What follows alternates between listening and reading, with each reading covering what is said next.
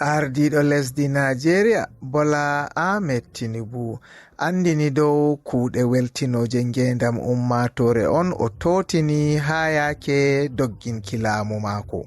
Tinubu andini non on ha hawrinde ngam omtugo kuuɗe buwale ɗe hukuma hakkilanki gallure Abuja wato Federal Capital Territory Administration FCTA waɗi ha fattude hesre andirande Guzape ha Abuja lamorde lesdi Nigeria.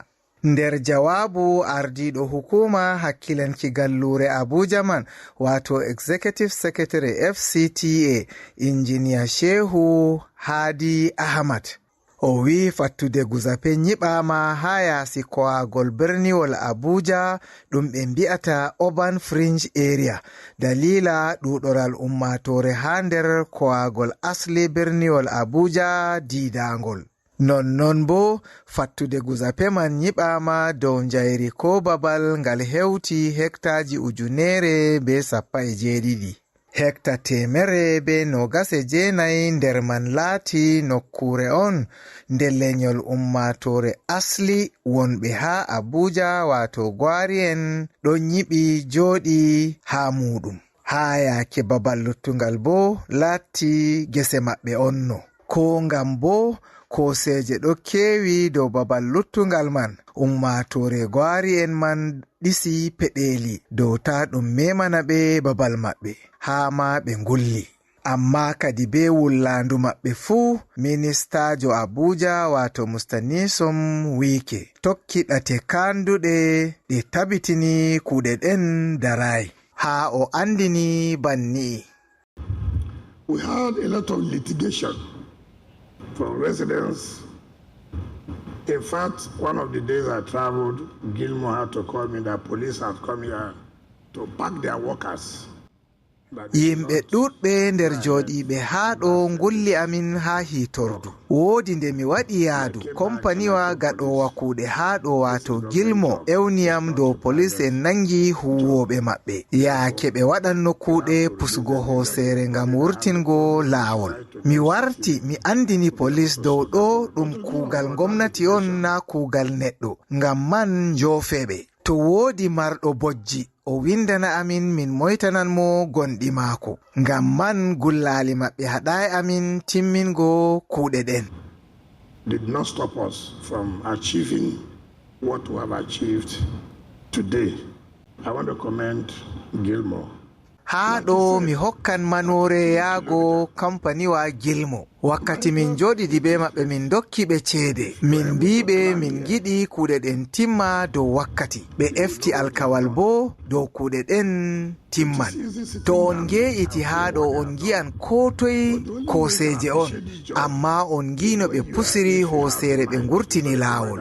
To woodi mo wawata magguki hoosere ɗo dara ha aynoɓe nokkure ɗo dari on gi'an satuki kuuɗe ɗe Gilmo waɗi ha ɗo. This job was awarded in 2003.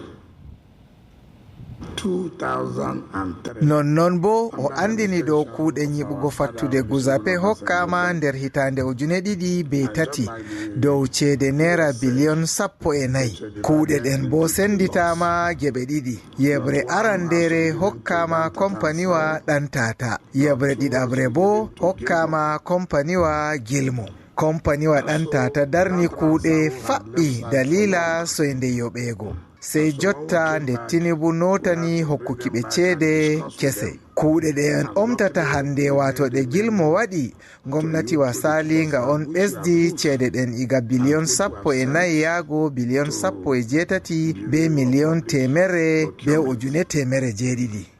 So that, and I want to appeal to you, just like what you did last time. There are a lot of Nigerians who also have, in one way or the other, have made their own contribution, particularly in writing. Haragare wike tori Tinubu dow teddina Nigerianko'en ɗiɗo ɓe ɓamti inde lesdi ndin hedi winde wato Chino Achebe be Mustajepi Clark hedi induki buwale ɓurduɗe maunugo ha fattude man yaago inɗe maɓɓe. Wike, you have provided exceptional leadership at a trying time for the country. yaake o wolwanno Tinubu fuɗɗiri be manuki ministajo gallure Abuja dow ardungal bongal ngal o ardani gallure nden. Ministajo Abuja Mustanesom Wike laati ardiɗo dariɗo dokkuɗo ardungal bongal ha wakkati lesdi meɗen ɗo yiida be saɗirmaji. Amma kadi min ɗo kosa jabruɗe mo'itingo be fotitingo yakeji faggudu lesdi men. Hunde bo ko tammi waddango ummatore jaynitare. A holli bawɗe hedi hawtugo ko e fannuji feere-feere be ardungal ngal heɓi nasaraku hebbitinki alkawal ngal en gaɗani ummatore. Manore wodanima. I commend you. Nonnon bo yaake o wolwananno ummatore aslire nde Abuja nde kuuɗe Guzape jabti gese muɗum. O fooɗi hakkilo maɓɓe banni. To all of you here,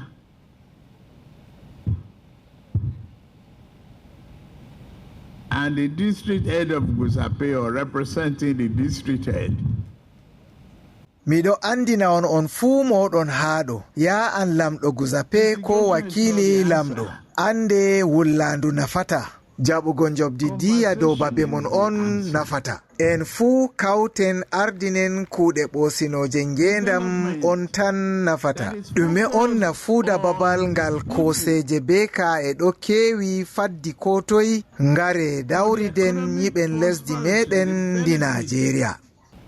I stand here as the president. I don't have a plot here.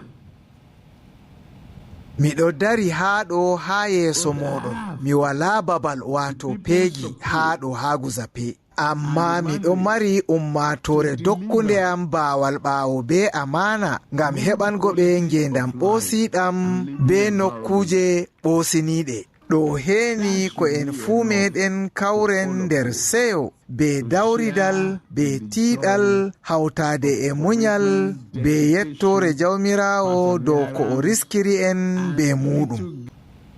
That God has endowed us with.